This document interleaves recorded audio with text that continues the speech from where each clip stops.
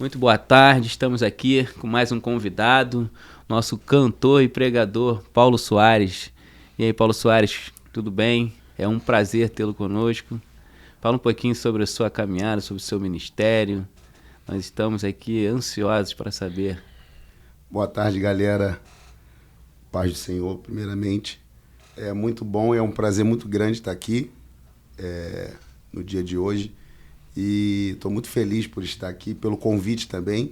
Muito obrigado aí pelo convite. Tanta gente boa, né? Lembraram do menor da casa, de Gessé. Mas Davi. É desse jeito, né? O menor, ele pode ser esquecido pela terra, mas pelo céu, jamais. Verdade. Sem querer falei que eu era Davi, né? Sem querer. Olha aí, Davi era o menor da casa. Não tem como falar de menor, né? Verdade. Sem lembrar de Davi. E, assim, um pouquinho da minha história, vamos lá. Eu nasci no berço evangélico, né? Mas tem aquela coisa, né? A gente pensa que nasceu no berço evangélico, filho de crente é crente também, mas precisa aceitar Jesus. Com certeza. Precisa ir lá na frente, ser batizado com o Espírito Santo, Exato. ter o desejo, assim, a vontade de servir a Deus e conhecê-lo. E, assim, fui nascido e criado num lugar muito complicado, Complexo da Maré. Eita. Misericórdia. Misericórdia. Num lugar meio difícil, né, de criar um filho, uma comunidade, e hoje aí é uma das mais perigosas aí do Brasil, ou se não for da América Latina. Verdade. Mas lugar de crente também, né?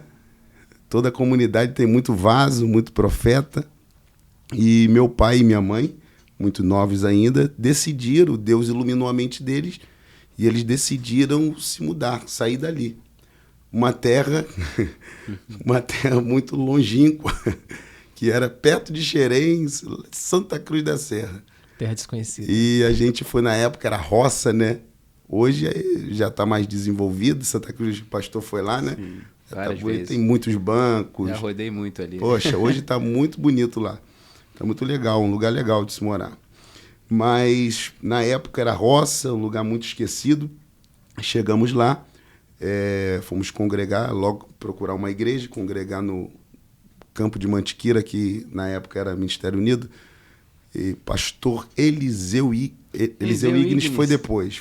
Pastor Joel Freires, depois Eliseu Ignis, que é o da cabeça pastor branca. do Jonas. Isso, que hoje é meu pastor. Era pastor Mas é uma história longa, eu vou chegar lá. Hoje é meu pastor também. E ali eu conheci, ali eu me envolvi com a música, né? Minha família, a maioria pregava, cantava. Minha mãe compositora, minha mãe cantora, meu tio contrabaixista, o meu outro primo também, e a galera, muitos pregadores na família, e eu cresci envolvido nesse meio. E minha família, a maioria, tudo crente, pessoas espirituais, algumas não muito cultas, né? Não muito intelecto, estudos, mas pessoas de caráter, pessoas íntegras, entendeu? Daquela da antiga, raiz. Né? Pessoas raiz, né? Não crente Nutella, né? Aquela galera... Chega de crente Nutella. Aquela galera... Eu costumo dizer sobre o crente Nutella que é aquele que nasce na emoção. Sim. Aí quando a emoção acaba, ele se desvia. Ainda naquela época, minha família naquela época era daquele povo que não deixava eu jogar futebol, cara. Porque o meu sonho era ser jogador de futebol. Eita.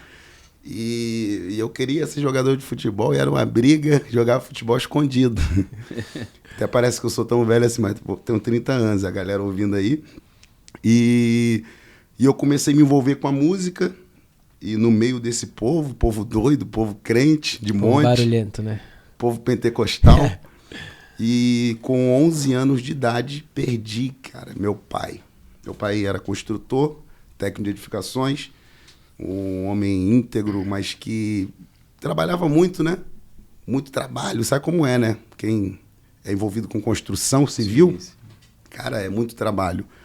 E ele, o coração dele ficou com problema de coração, o coração cresceu. E resumindo aqui, né? Ele chegou a óbito depois de um tempo e minha mãe grávida. Eita. Do meu terceiro irmão mais novo, o Natan. Meu pai faleceu, minha mãe, o Natan, Estava na barriga da minha mãe, tinha 2 meses. Minha mãe tinha 2 meses de gestação e minha mãe sem nenhuma renda. E seu pai era cristão nessa época? Cristão.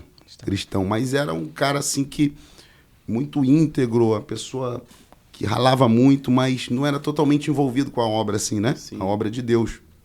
Era obreiro, mas aquela pessoa que não tinha tanto tempo, né? Sim, sim. Assim, para estar na igreja, envolvido. Mas uma pessoa muito íntegra. E minha mãe ficou sem renda nenhuma. E minha mãe sofreu, cara. A gente sofreu muito, passamos muita necessidade. Mas foi um momento que eu vi mais Deus na minha vida e tive mais experiência, né? Como aquela frase que eu falei com vocês, né? As experiências dos outros nos edificam, os testemunhos, mas as nossas próprias experiências, elas nos marcam. E, na verdade, a tempestade, os desertos da vida, os processos, eles são inevitáveis. Eles vão acontecer e é preciso acontecer na nossa vida para uma maturidade, né? A gente dá valor para quando a bênção acontecer. A gente só pode falar daquilo que viveu, né? Isso aí é o que a gente estava conversando. E quando fala com mais propriedade. Exato. Tipo, alguém que passou pela depressão. Vai falar de depressão depois? Eu tenho uma amiga que, meu irmão, se ela começar a falar sobre depressão, ela estudou depois. Ela se aprofundou, porque ela entendeu o propósito daquele deserto. Tirar pessoas dali, pô. E hoje ela consegue, tô até arrepiado aqui.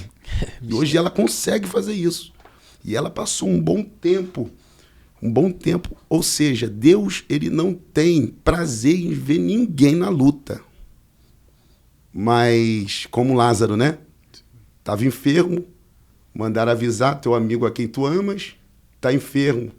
Tu acha que Jesus não queria, como amigo, curar ele já de uma enfermidade? Mas existia um propósito por detrás daquilo. Tinha todo um propósito e um processo, né? Até porque naquela época, Jesus ele havia já ressuscitado aquele menino quando ele era jovem. Sim. Só que aquele menino tinha menos de 3 dias que estava morto, né? Então falaram que aquele menino ele estava em coma. E naquela época, até o 3º dia... segundo a cultura judaica... Poderia ser coma. Então, assim... Jesus já sabendo que já tinha passado por esse processo, mais jovem, ele espera Lázaro completar 4 dias de morto para que ele pudesse realmente dar a glória para Deus. Quebrar esse paradigma, né? Exato. E eu entendi isso.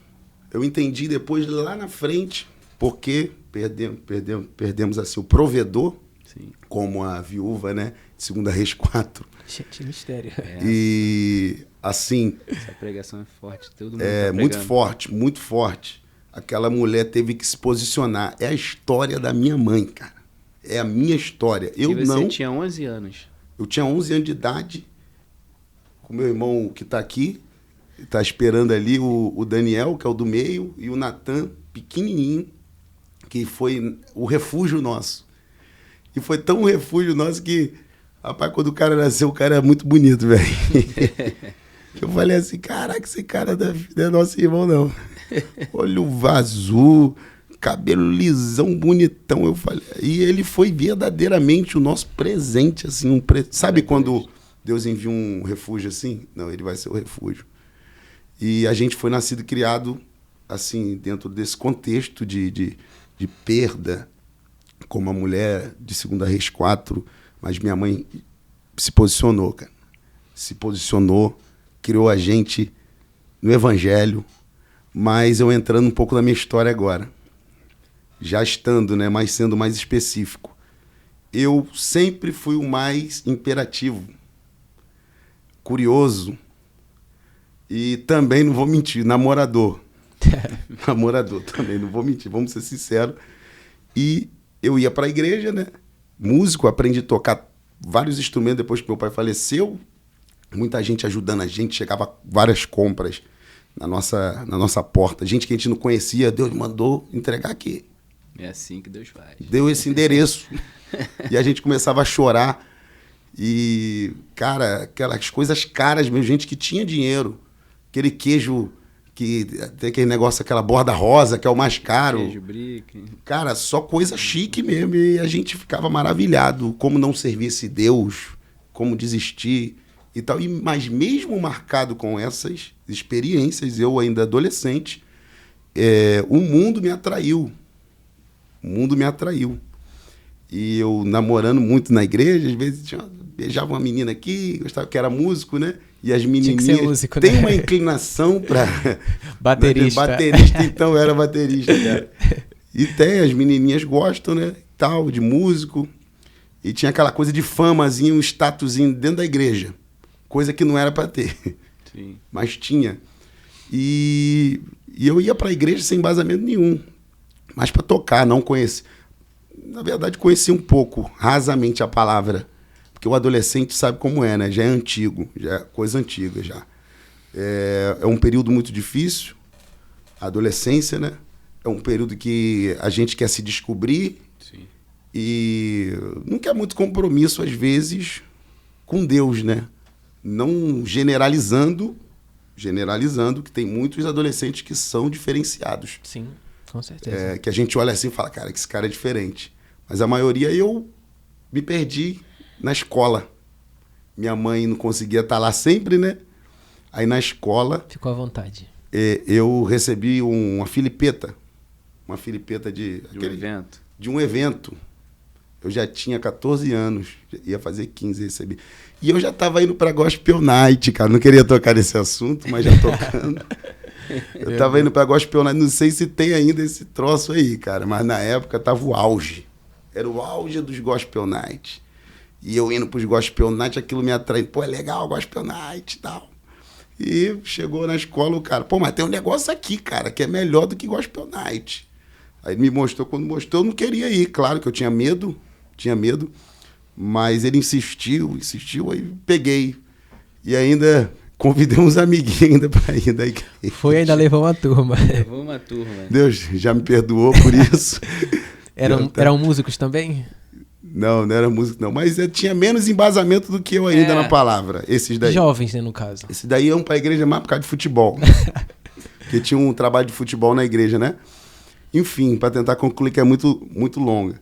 Fomos para a primeira festinha, aí já era, meu amigo. Olhamos lá, foi um choque, né? O que a gente viu, gente usando droga e tal. As meninas novas usando, fumando maconha.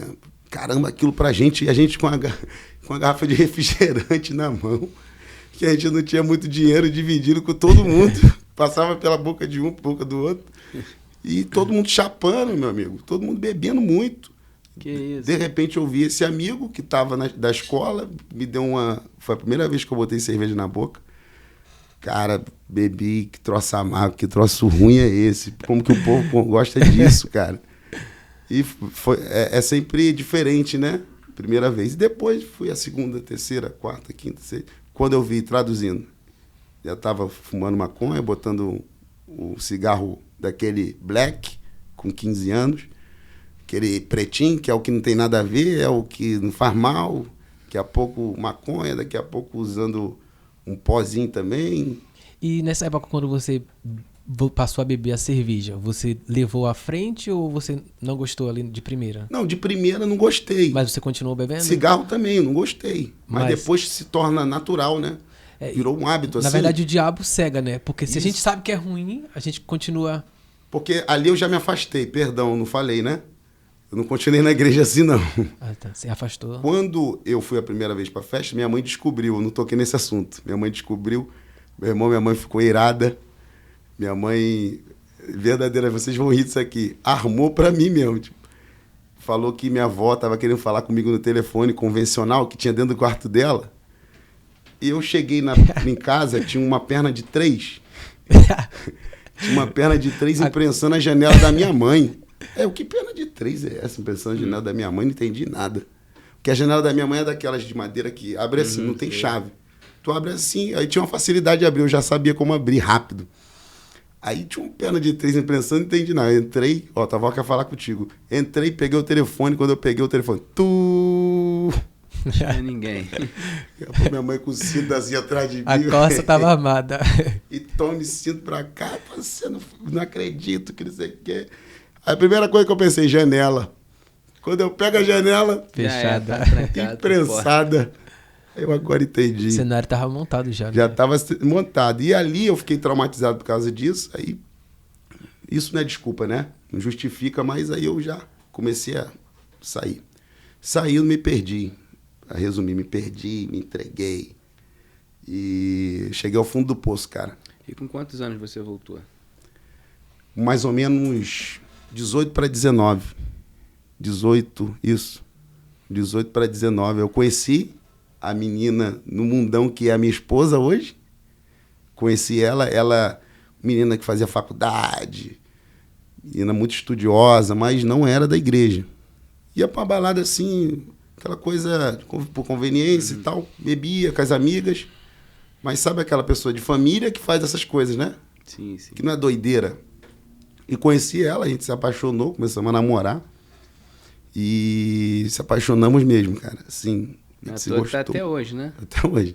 Se gostou muito mesmo, foi algo... E ela nunca namorava, as amigas falavam assim, pô, caraca, foi um negócio mesmo terrível, porque a Andressa nunca quis namorar. E a gente começou a namorar e só queria ficar junto, as amigas ficavam com raiva de mim, porque ela não queria saber mais amiga, e eu também não queria saber muito dos amigos, no início, né? E depois, foi 1 ano isso, 1 ano, a gente namorando no mundo ainda. Eu já estava no fundo do poço quando eu conheci ela, fazendo muita besteira. Sabe como é, né? Um mundão. É um abismo chamando o outro e vai uma coisa puxando a outra. E quando começa a chegar o tempo de Deus na tua vida, de Deus te laçar de novo, as coisas começam a dar errado. Comigo, pelo menos, foi assim. Pioram, né? As coisas pioram. Começa a piorar. Deus permite, né? Por amor, Deus permite. Começou a dar errado e eu fui jurado de morte 3 vezes, cara. Tipo assim, eu era o cara da balada que todo mundo amava. Do nada, todo mundo começou a me odiar. O que tá acontecendo? Eu pisava no pé de um cara, da mulher de um cara na balada, que o cara era brabo demais, o cara era um matador. Eu falei, tanta gente pra pisar no pé, pisei logo na da mulher. Aí eu comecei a encaixar as coisas. Não, tem alguma coisa dando errado. Será que é a oração da minha mãe? Eu já começava a vir pra casa, falar já com raiva da minha mãe. Mãe, a senhora está orando, que oração é essa que a senhora está fazendo? Está dando tudo errado na minha vida. E daí as coisas desandaram. E um belo dia eu estava no Complexo da Maré, no lugar onde eu nasci, já morando em Santa Cruz da Serra. E eu levei um amigo que eu não conhecia e sabe como é, né? Todo mundo é amigo no mundão. Amigo, a gente conhecia o cara, 1 semana já era meu amigo e amava o cara. E já estava andando, né? Já estava andando, entrando dentro da minha casa e levei ele para lá, onde a minha família morava, e ele surtou, cara, na frente de uma galera que não era muito boa, que você já sabe quem é, falando que era do rival. Eita. E a gente era da roça, cara. Meu Deus. O demônio mesmo tomou a boca dele. Meu Deus. Tomou a boca dele, eu queria enforcar ele, você é louco. Cala a boca, cara, falando besteira. E de repente os caras cercaram a gente e levaram a gente pro cativeiro. Eita. Levaram a gente pro cativeiro, o cara botou uma K-47, eu lembro, na minha cabeça. Eu ajoelhei, ele falou, se tu tem Deus, tu fala com Deus aí, porque vocês vão morrer. E eles falando com o patrão deles, se podia, né? Pedindo autorização. E tu vai morrer primeiro. Aí olhou para mim, playboy, tu vai morrer primeiro. Já não gostei de tu. E eu virei até crente. Comecei a orar com a mão levantada. E falei, Deus, se tu tem uma obra na minha vida, como minha mãe falou, que um dia eu ia ser pregador, profeta, cantor, tu tem poder para me tirar daqui. Falei dentro de mim isso. Quando eu falei, cara, por incrível que pareça, acredite se quiser. Não acredito. Chegou um carinha pequenininho, baixinho, dentro daquele recinto. Meu Deus. Dentro do cativeiro. Baixinho, cara. Tinha muito contexto. É um cara que tinha muito contexto lá na comunidade. Botou o dedo na cara do traficante. E falou, ei, rapaz, abaixa essa arma agora. O cara baixinho, mandando o cara baixar a arma. Cheio de autoridade. Esse aí é neto da Dona Isabel, que evangeliza a gente, a missionária. Olha tu é aí. louco? Eita. Tu quer morrer?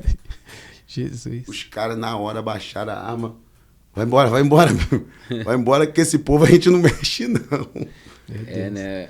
É o que eu falo, né? Quando Deus dá a ordem, até o diabo obedece, né? Você pediu a Deus ali um sinal, né? que realmente ele era Deus na sua vida e que as profecias que você já tinha escutado, né, seriam cumpridas. E ele mostrou que seriam, e no mesmo momento, né?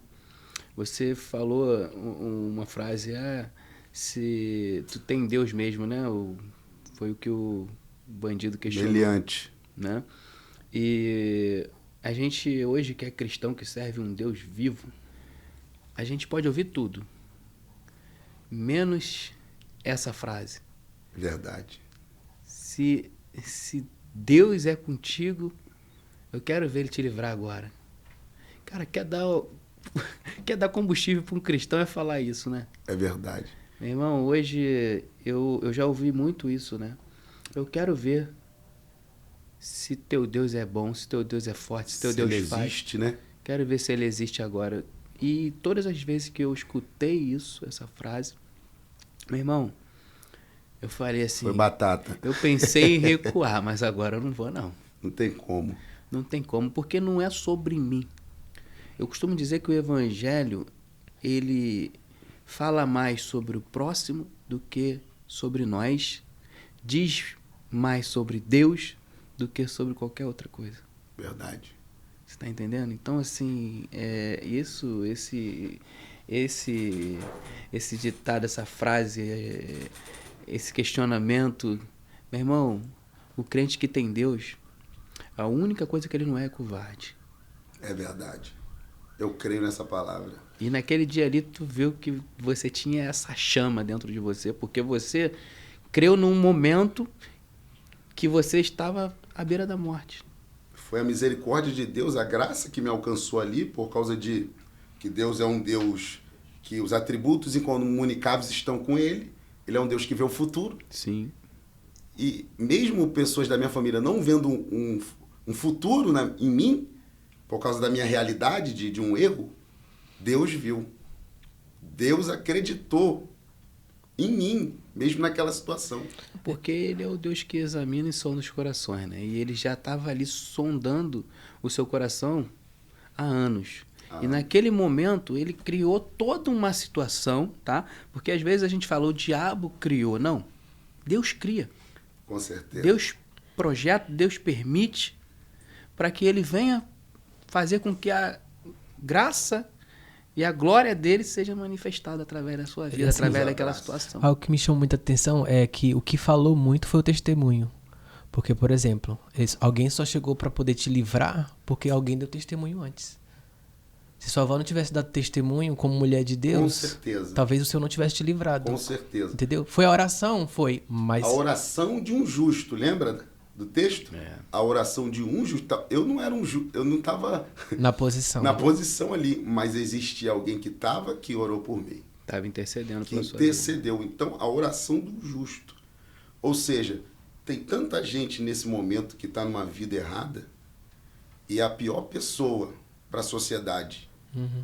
Meu irmão, o cara mata, o cara faz isso, o cara tá tomado de demônio, o cara talvez teve uma infância de trauma, cresceu na comunidade, numa realidade diferente da nossa, com o pai que também era bandido, com a mãe que também era bandido. Então ele acostumou com aquela realidade, aquilo para ele é o certo. É o normal, né? Como aquela galera do Islã lá, o homem-bomba, ele cresce ali, naquele ambiente, sabendo, eu vou morrer pelo meu Deus. É a doutrina, né? Uma doutrina, ele cresce pensando que aquilo é uma verdade para ele, aquilo é o melhor, morrer pelo meu país, morrer pelo... É por isso que a gente precisa realizar o ID, né? Porque tem muita gente que não tem o conhecimento de Jesus aí. Exatamente. Então, assim, a palavra de Deus vai dizer que Jesus só voltará quando todas as pessoas ouvirem o Evangelho. Ouvir o Evangelho. Entendeu? Ou seja, como crerão se não é quem pregue? Com certeza. Né? Então, assim, é muito importante a gente entender que, às vezes, a pessoa ela tá fazendo um monte de coisa errada, mas, na verdade, ela não tem base. Ela não tem estrutura. E a gente quer julgar. Tem muita gente que, ao invés de ajudar, estender a mão, aponta o dedo. Que aponta o dedo. É mais fácil, né, para muitos, apontar do que estender. E Jesus, ele nos ensina a estender a mão. né, o tempo todo. Ele nos ensina que nós não devemos julgar, ou seja, ninguém nos levantou como juiz, né, de causa Com alguma. certeza. E às vezes a gente esquece que quando a gente aponta um, tem 4 virados para nós.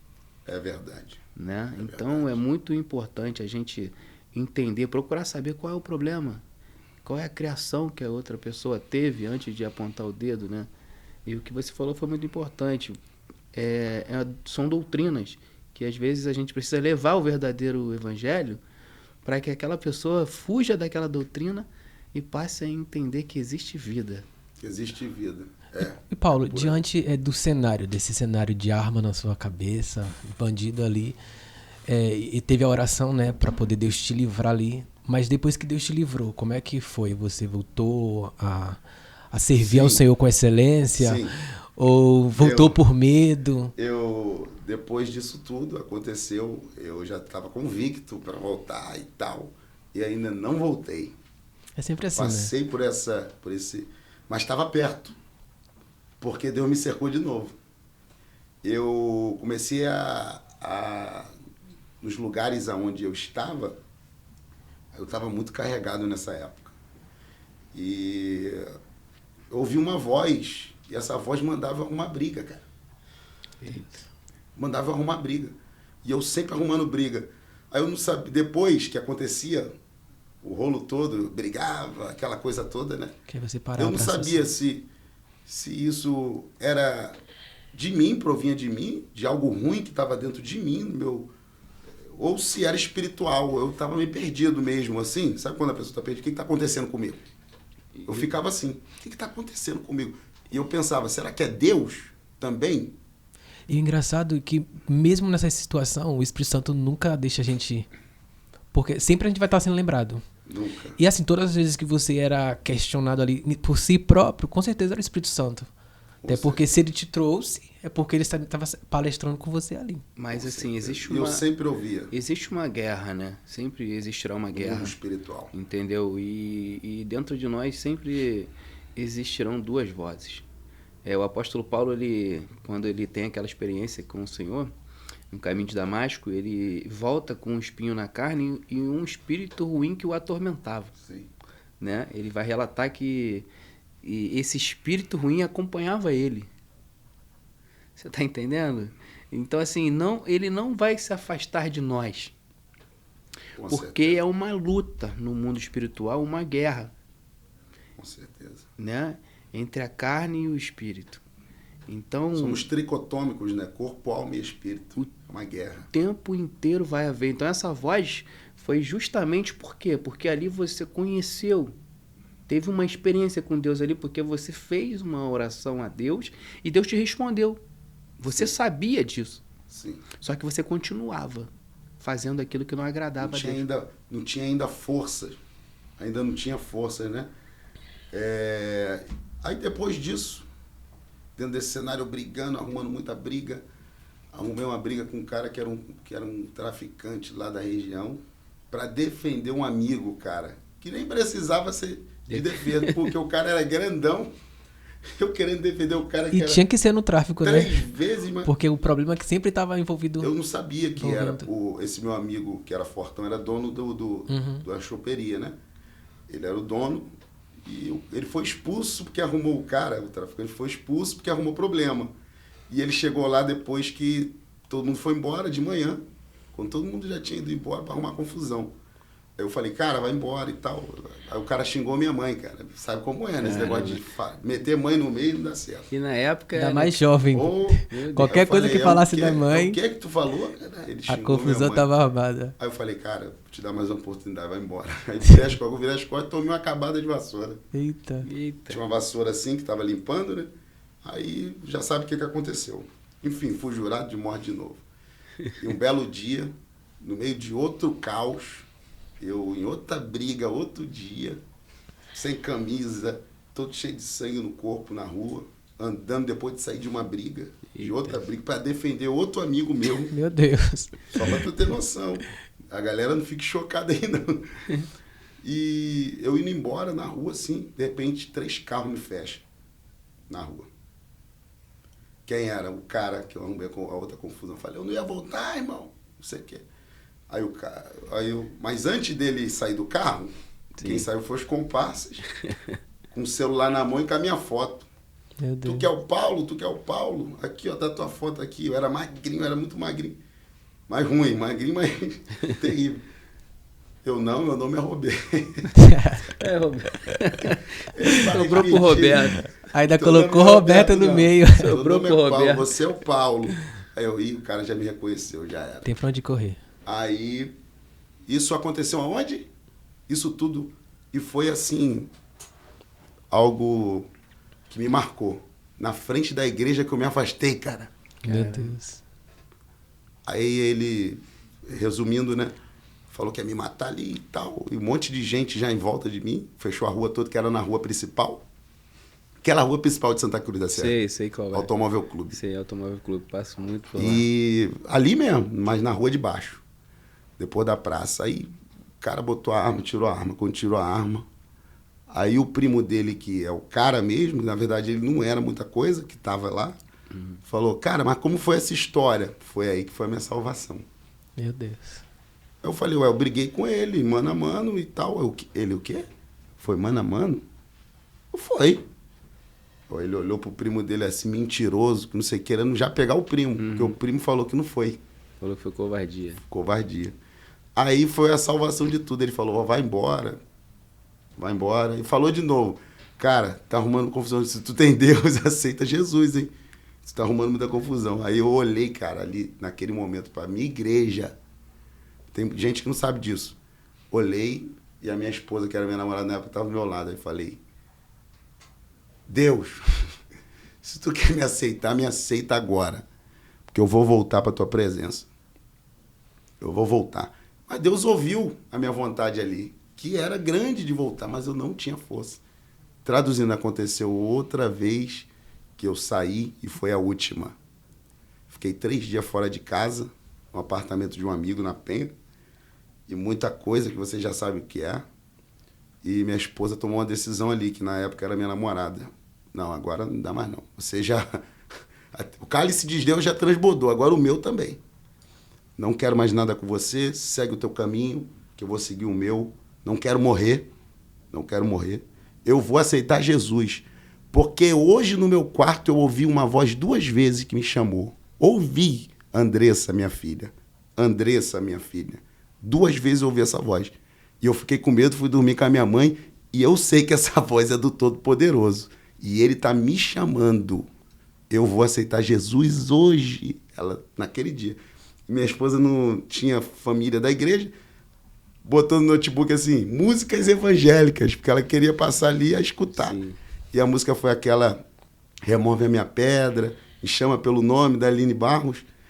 E quando ela foi aceitar Jesus na igreja, ela pisou na igreja. Qual a música que estava tocando? Remove a minha pedra. A mesma música, cara. E quem estava com ela, que falou que ia aceitar Jesus também? Eu. Você. Aceitei Jesus.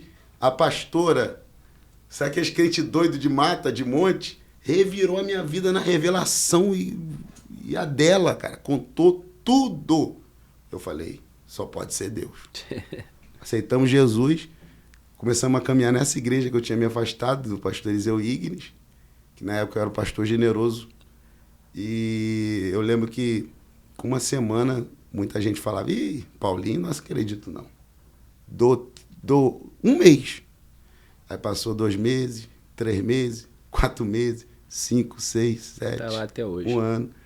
No ministério, né? No não mais ministério. na filial, nessa filial. Estou no ministério até hoje, o mesmo ministério. Graças a Deus, né? Tá servindo ao reino, né? Então, Sim. é isso que a gente tem que passar para as pessoas, né? Que hoje em dia as pessoas acham, ministério tal, igreja tal. Tô servindo ao reino. É verdade. É isso. Canta um pouquinho dessa Remove Minha Pedra aí, já que você canta, né? Já que você tocou, eu gosto muito desse louvor. Dá uma palhinha do Remove Essa Pedra. Tô um Pode pouquinho ser? rouco, mas vou tentar. Aqui é ao vivo, pode ficar tranquilo. Porque eu não trouxe violão, tem que ver o tom aqui. Mestre, eu preciso de um milagre. Me ajuda aí. Transforma minha vida, meu estado. Faz tempo que eu não vejo a luz do dia. Estão tentando sepultar minha alegria, tentando ver meus sonhos cancelados. Lázaro ouviu a tua voz quando aquela pedra removeu. Depois de 4 dias ele reviveu. Mestre, não há outro que possa fazer aquilo que só o teu nome tem todo o poder. Eu preciso tanto de um milagre. Remove a minha pedra. O quê? Me chama pelo nome. Muda minha história. Ressuscita os meus sonhos. Transforma minha vida, Senhor. Me faz um milagre. Me toca nessa hora. Me chama para fora. Ressuscita-me. Ele é o Senhor da nossa própria vida. Abaixo pra... E assim ele removeu a pedra, né? Removeu a pedra. E assim, ministerialmente, comecei a caminhar, cara, e buscar de uma maneira que eu nunca tinha buscado na minha vida. Porque eu tive uma queda no início, caí no início e eu falei para Deus, eu não quero cair mais. Se for para isso, me leva, falei. E o que você sente hoje, Paulo, quando você sobe no altar para louvar o Senhor, pregar a palavra? O que você sente ali na hora que você está, principalmente louvando, né? Que você está se entregando ali para Deus? Qual é a sensação? Cara, eu me sinto assim gratidão, um sentimento de gratidão. Que hoje, para quem não conhece, sou do Ministério Profético Soul, né? E, poxa, o Profético Soul foi muito projetado por Deus no tempo dele viajando, o Brasilzão ainda continua viajando. E vocês conhecem mais ou menos como é. No início, ministerialmente falando, as coisas são difíceis, né? Sim. Às vezes a pessoa não dá nem o combustível, às vezes a pessoa dá uma coxinha com óleo, aquela coxinha que, meu irmão, para comer é meio difícil. E, às vezes a igreja é humilde, a gente até come mesmo, aquela coisa bem humilde, mas depois vai crescendo, Deus abençoando, aí tu anda de avião, aí tu come nos melhores restaurantes, melhores hotéis, sentando com pessoas que, meu amigo, tu fala assim, cara... Não me imaginava estar aqui, né? Nunca imaginou sentar. Verdadeiramente o salmista diz, né, que Deus levanta do pó o pequeno e ergue do monturo necessitado e faz assentar com o príncipe. É a Bíblia se cumprindo, cara. E pessoas que me viram no mundão me vendo andando de avião depois, né, de muito tempo, pregando a palavra. Não estou falando só dessa questão de... mas Deus, ele pega os improváveis, né? De honra, estou falando de honra. Como Deus honrou ele. Porque eu não desisti. Cara, foi uma guerra muito grande no início. É o início de tudo, grande, né, cara? Quando a gente se converte, eu também escutei muito, e a gente escuta isso de quem está perto, né? Porque o que está longe não sabe a nosso respeito. Então a gente escuta daquelas pessoas que a gente mais tem carinho, né? Eu escutei muito isso, mas não vinha direto para mim, né? Vinha sempre alguém contar, fulano falou que você não vai durar uma semana, não vai durar um mês, assim. Daqui a pouco tá no mundo de novo. É assim. E eu era jovem, né? E isso dói, né? A gente ouvir certas coisas, porque a gente tem um coração... Deus, ele conhece nosso coração, além de ser grato, é um coração cheio de amor, cheio de querer... Assim, a gente tá ali servindo a um Deus e ao mesmo tempo que a gente tá servindo, a gente quer passar aquilo para aquelas pessoas que estão julgando. Com certeza. Mas, pô, caraca, ela tinha que estar vivendo isso para saber como que é, né? Primeiro amor, né, cara? É o primeiro amor, e a gente tá sendo julgado no primeiro amor. É justamente nesse momento que a gente é mais julgado. Mas, mano, vou te falar um negócio. Posso chamar assim? Eu sei que o senhor é pastor, mas... Eu sou servo. O primeiro amor é um momento, assim, extraordinário. Porque no primeiro amor, meu irmão, não adianta. Se tu tiver mesmo motivado, estiver mesmo convicto do que você quer, pode levantar calúnia, fofoca, quer nem saber. Mas sabe aonde? Tu quer Deus. O engraçado, né, assim, e que mais chama atenção é que você estava no primeiro amor, mas você já estava vivendo algo diferente, mas você tinha passado por uma experiência pesada. Sim. Porque tudo que você contou sobre o seu testemunho, pô, são experiências, cara, que não tem como falar assim, não foi a mão de Deus. Não tem como. Foi o cuidado de Deus. Foi totalmente o cuidado de Deus e você foi tanto o cuidado de Deus que se você parar para analisar a tua história, você sempre teve uma mulher ali para te sustentar. Olha aí, elas aí, ó. Entendeu? Então assim, Deus ele cuidou tanto que primeiro ele te enviou a sua mãe, né? Que foi da onde você foi gerado. Sim. E depois ele te enviou uma varoa que vivenciou tudo. Assim, acompanhou o que você estava vivendo, porque ela estava com você, sabia, né, o que acontecia. Só que isso foi tocando a vida dela. Foi entrando no coração dela de uma forma que ela viu a poderosa mão de Deus em todas as situações. Até primeiro que você viu, mas você não quis dar esse passo. Sim. Mas ela foi forte, guerreira e... E o sentimento também, o relacionamento ajudou, porque eu gostava dela. A gente estava muito apaixonado e eu não queria perder ela. Também essa questão do relacionamento, do amor verdadeiro ali. E no início, como eu falei, eu vou repetir, foi muito difícil para mim. Pessoas são diferentes. Sim. A minha esposa foi um estalo. E ela bebia, ela gostava de balada, tinha as amigas, mas foi uma transformação da noite pro dia. Aí Deus falou, vou fazer a obra na vida de alguém. Acontece com todo mundo isso? É terrível as coisas de Acontece? Deus. Não acontece. É raro, mas com a minha esposa, porque existia um propósito. Qual era o propósito? Ela ser a minha ajudadora. Ela ser canal. Ela me ajudou, ela não desistiu de mim. Ela falou, não, você não vai parar. E tocando num assunto aqui agora, que vai ser muito bom pra gente, o que me sustentou, eu era um cara que buscava, ia pra monte, orava. Pensa num cara doido. Minha mãe olhou pra mim e falou assim, meu filho, quando eu caí, primeira vez, menos de um ano, eu caí, tinha 9 meses caminhando. Eu fiquei muito triste, cara. Imagina, tu caminhando, eu ia pra monte, consagração. Rapaz, pensa, onde tem Deus eu tava, cara. Porque eu sabia que eu tinha que ser louco. Porque da onde que eu vim, eu me entreguei lá. Vou ter que me entregar aqui agora. Cheio de carrapio, cheio de coisa pra me libertar, cara. Eu precisava de um novo padrão de vida. De uma transformação, uma metanoia na minha mente. Eu tinha hábitos diferentes, maus hábitos. Como exemplo, eu trocava a noite pelo dia. Agora é diferente. Eu, assim, às vezes faltava trabalho. Era um cara que não parava em nenhum trabalho, conhecido como um irresponsável, entendeu? Como um embriagado do vinho. Por isso que não tenho certeza que Deus chegou para Sansão e falou, se embriaga do vinho, não se enche do espírito. Por quê? Coisa de embriagado. Anda torto, irresponsável, não tem compromisso com ninguém.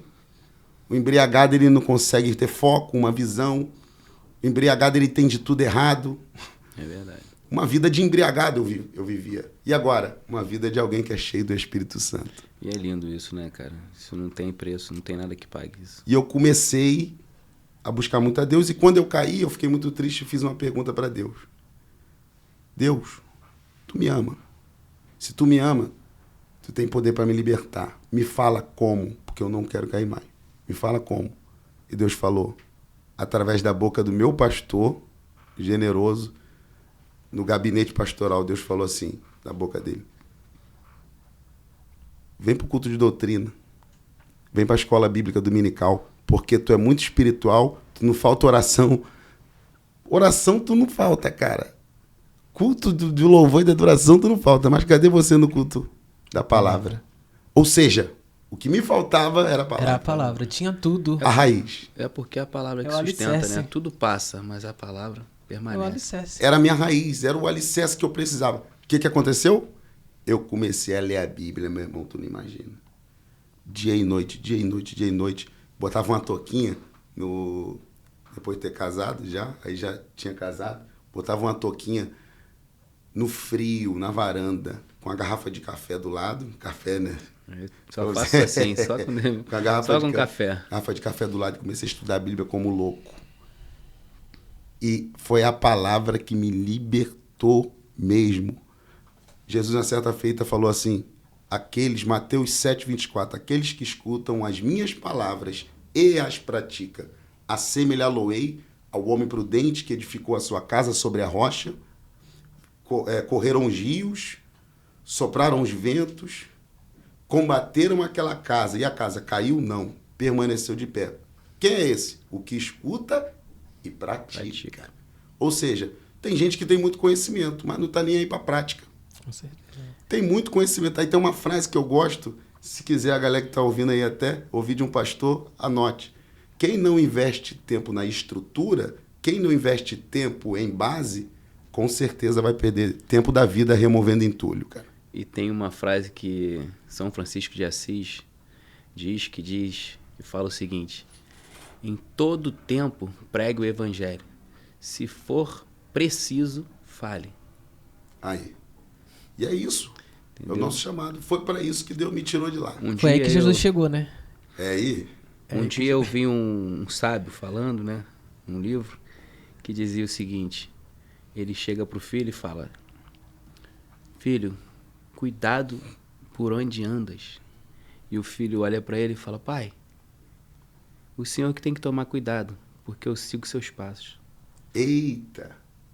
Então, meu irmão, a gente precisa entender que estão observando mais as nossas atitudes, os nossos atos, né, do que aquilo que a gente fala. Hernando Dias Lopes diz assim: não pode haver um abismo entre a fé e a prática. Não pode haver um abismo entre o discurso e a nossa vida.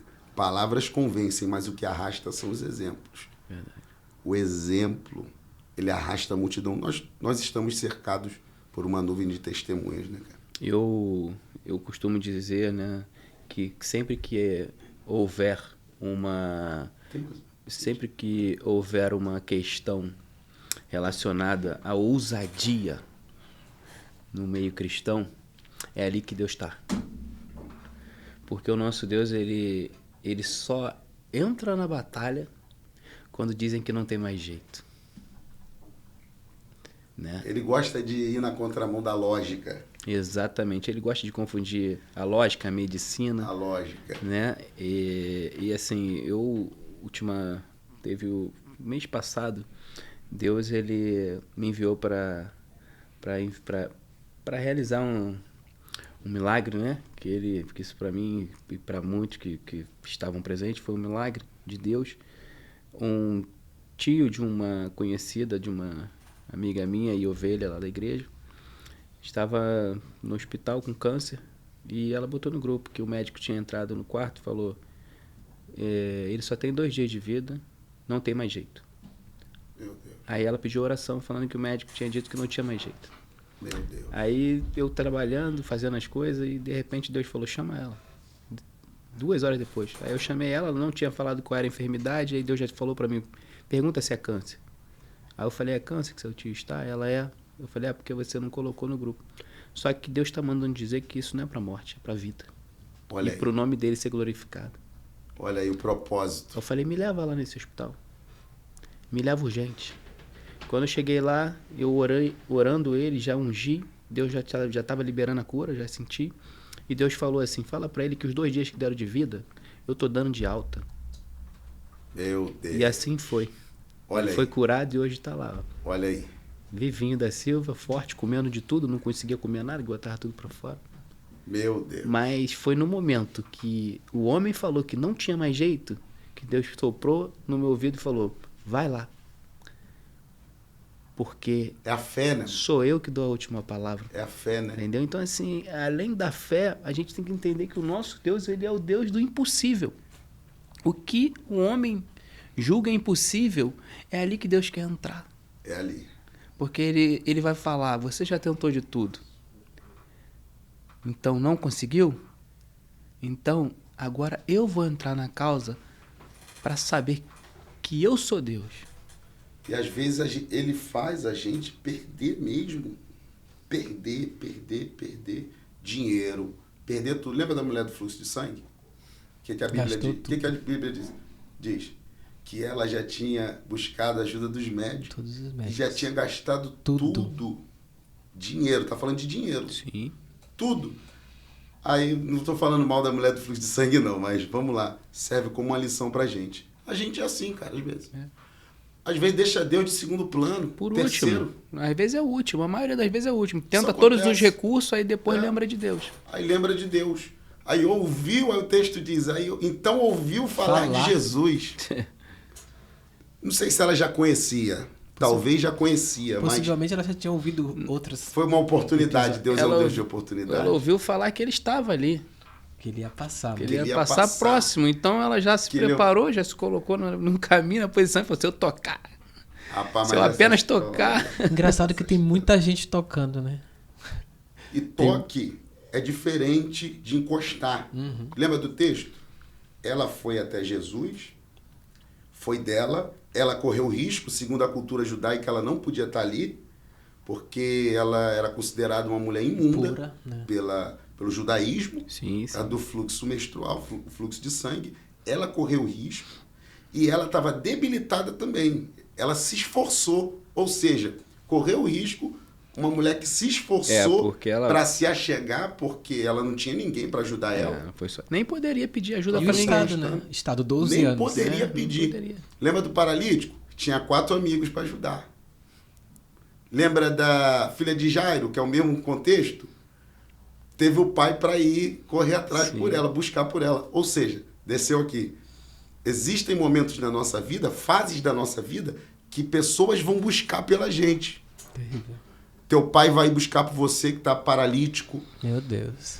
Às vezes teu irmão vai arrumar uns amigos, vai te levar no colo para a igreja. E quando a gente está na mesma situação da mulher do fluxo de sangue, ninguém. E ainda, todo mundo te excluiu. Por causa de um problema teu. Aí você tem que tirar força da fraqueza, cara. E ir se arrastando como ela foi. E ela tocou. Mas tocou em quem? Jesus? Na orla. Na orla. A orla das... Que fé é essa? Na orla do manto. E o texto diz que ela sabia que tão somente se ela tocasse na orla ia ser curada. Que fé é essa, cara? E quando ela toca, é diferente. Não tocou em Jesus. A Bíblia diz que muita gente estava encostando. E Pedro que falou. E oprimindo também. Jesus fala, alguém me tocou. Aí Pedro, como assim, mestre? Tanta gente gente oprimindo, né? tanta gente encostando em você.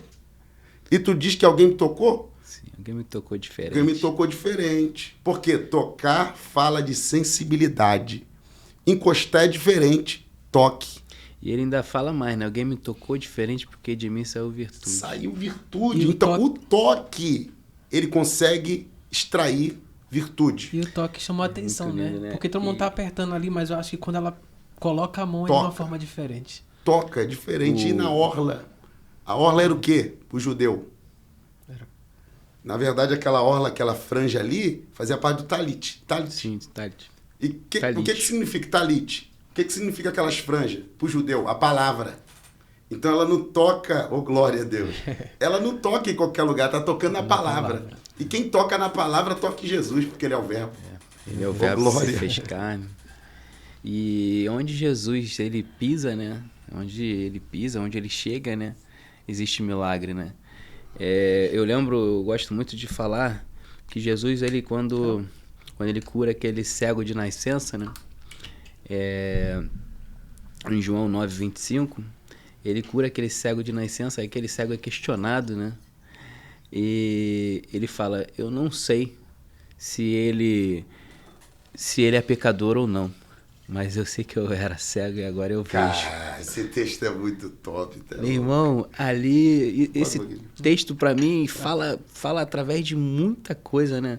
Assim, fala através daquele julgador que quer julgar aquele ímpio que se converteu, que quer dizer que ele não é crente coisa nenhuma porque tem um passado, né?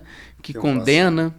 Então, assim, mas quando Jesus chega, tudo O se negócio faz é novo. diferente aqui, né, Tudo amor? se faz novo, É isso tudo aí. se transforma. Tá indo pra essa linha, o negócio é diferente. Jesus chega, O negócio é diferente. É diferente. E as pessoas não entendem isso. Não entendem. Não entendem. E assim, O amor de Jesus por toda a humanidade, ele é tão grande que mesmo Jesus sabendo que os religiosos, as seitas religiosas da época, essênios, fariseus, saduceus, zelotes e por aí vai, mesmo essas seitas, a maioria era contra Jesus. Fariseu, então, nem se fala, que eles eram os guardiões da lei. Por que eles estavam no culto? Por que o fariseu e o escriba sempre estavam no culto que Jesus estava ensinando? Por quê? Sempre tinha um escriba e um fariseu. Porque eles estavam ali para observar. Observar o quê? Se Jesus ia quebrar algum princípio da Torá. Exatamente. E Jesus, às vezes, falava Jesus falava, às vezes, algumas coisas que ele não gostava. Como exemplo, na casa de Jesus, Cafarnaum, está tendo um culto, Jesus está ensinando. De repente, chega o paralítico, 4 homens, não acham acesso pela porta, vem por cima pelo telhado. Quando Jesus viu aquilo, o texto diz que Jesus viu a fé dos 4 homens, mas também viu o desânimo do paralítico.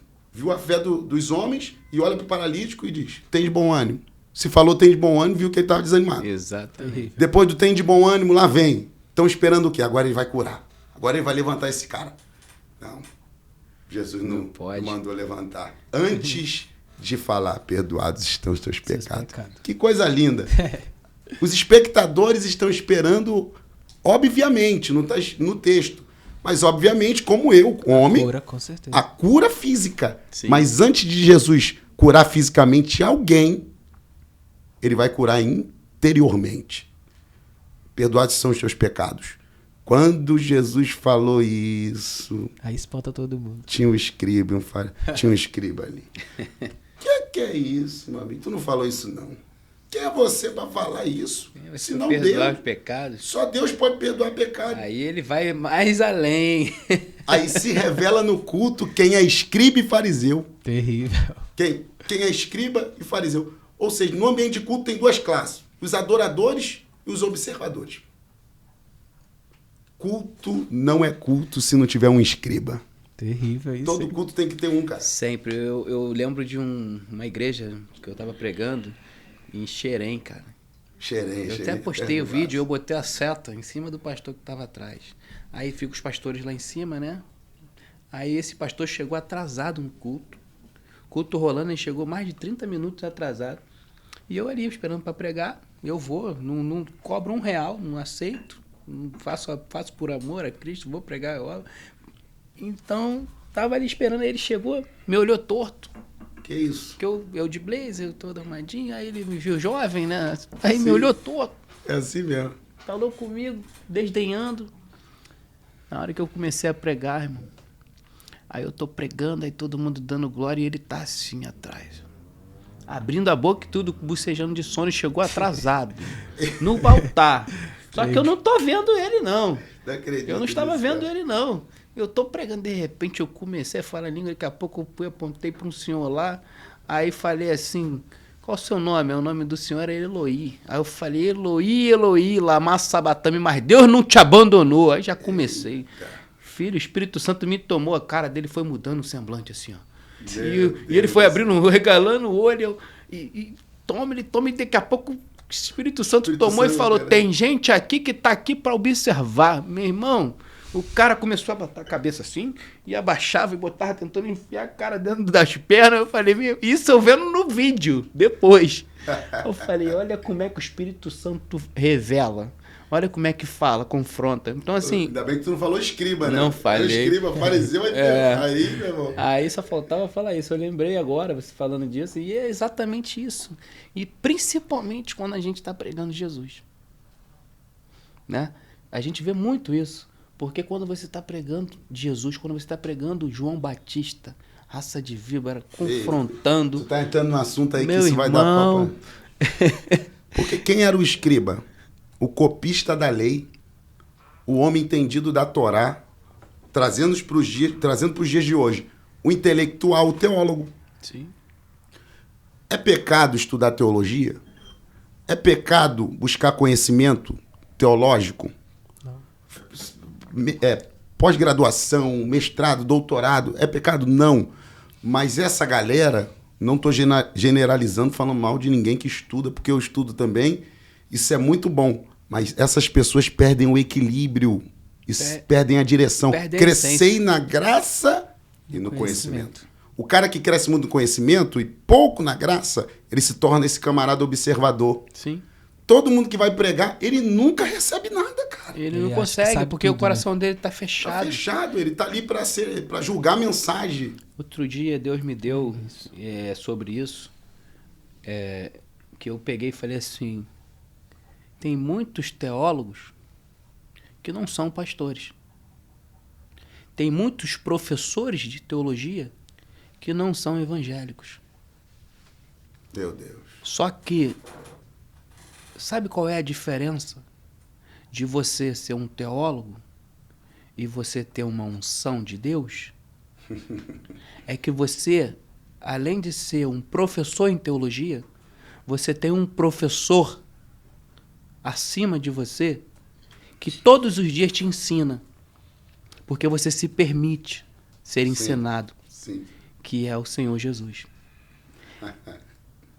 E tem muitos Ele é o teólogos, maior professor. Cara. tem muitos teólogos que duvidam de pastores, julgando esses pastores que foram ungidos pelo próprio Cristo de não ter a faculdade teológica, sendo que esse é mais usado do que muitos teólogos, porque esse tem o coração semelhante daquele professor que o formou.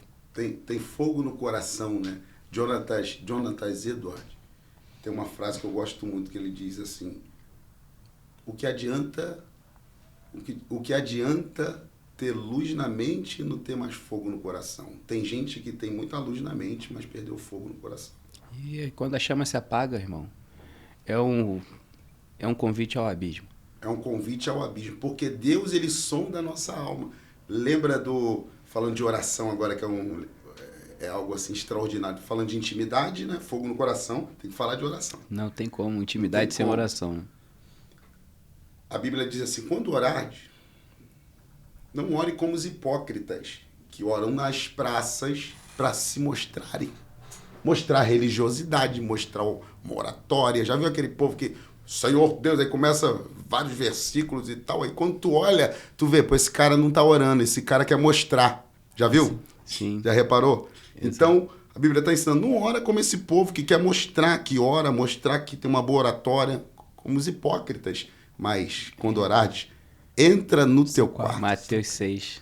Fecha a porta do teu quarto e lá, o teu pai que te vê em secreto... Peraí, vamos parar aqui. Oração não é verbalizar, não é uma comunicação, não é falar. Então, por que o teu pai que te vê não é o teu pai que te ouve? Mas por que, em vez de...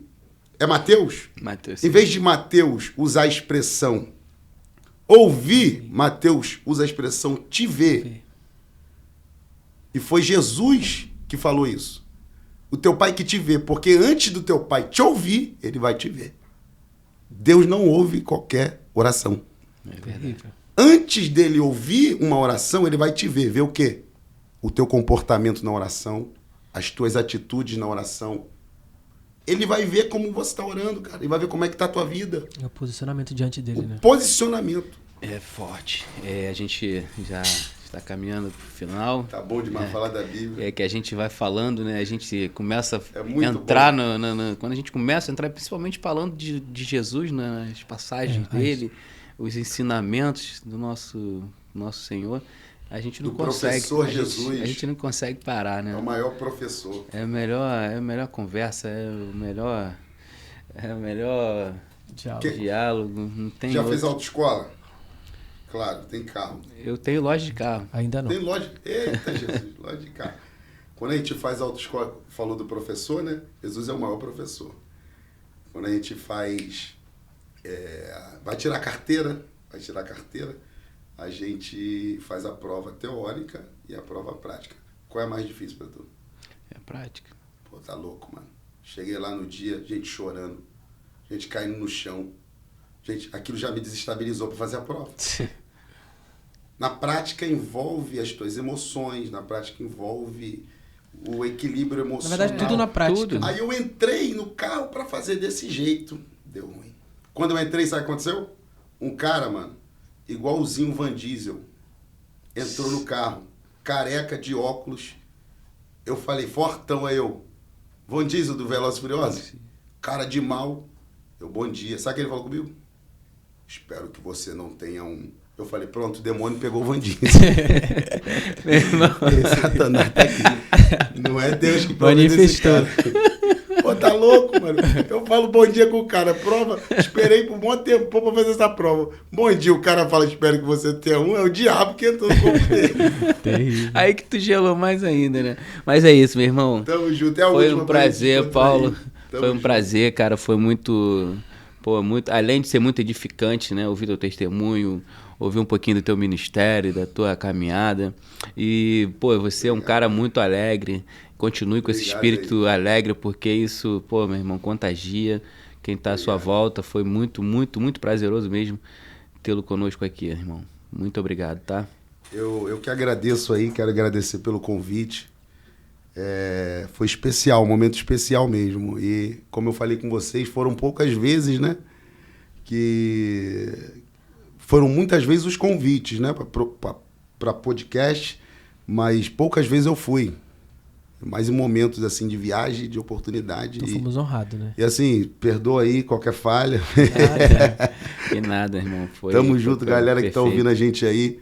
Beijão. Segue a gente lá nas redes sociais aí, fazer um merchan, né? Isso aí, pode fazer. Pode louvar, O pode Paulo Soares, o meu perfil lá, tem pregações, canções e sou do Ministério Profético Sou também, canal no YouTube, Facebook, Instagram, vai lá, tamo junto. Perfeito, meu irmão.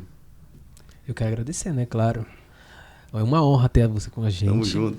E eu espero que Deus assim continue aplanando seu ministério, que você consiga alcançar muitos lugares que ainda você não foi, mas que Deus vai te Amém. levar. Amém. Só vou ficar triste se eu não for convidado de novo, que eu gostei muito. Não, Agora vai, que eu vai. gostei, eu vou embora, irmão. Com certeza, meu irmão. Isso aqui é só o início, só pra gente Tamo começar junto. a aquecer, mas virão Pô, outras muito bom, oportunidades, muito tá, meu bom. irmão? Que Deus continue abençoando a sua caminhada, abençoando a sua casa, a sua família e que você venha projetar um menino aí daqui a pouco. Ei, não, já parei, encerrei. Falou, meu Encerrei irmão. que fralda tá cara. E Gostaria de leite agradecer também. a você também que está nos assistindo. Que Deus abençoe a sua casa, a sua família, o seu trabalho, toda a sua vida. E siga o podcast Pode Louvar, siga a página Louvar com você também, siga a minha página Marcos Miller 2520 e não esqueça da agência MG Veículos e procure seu carro lá, porque você vai encontrar. Vendemos carros 0 km e seminovos. Os melhores. MG Eita. Veículos Oficial. Segue lá. Uma boa tarde, bom dia, boa noite, seja lá a hora que você estiver assistindo. Que Deus abençoe.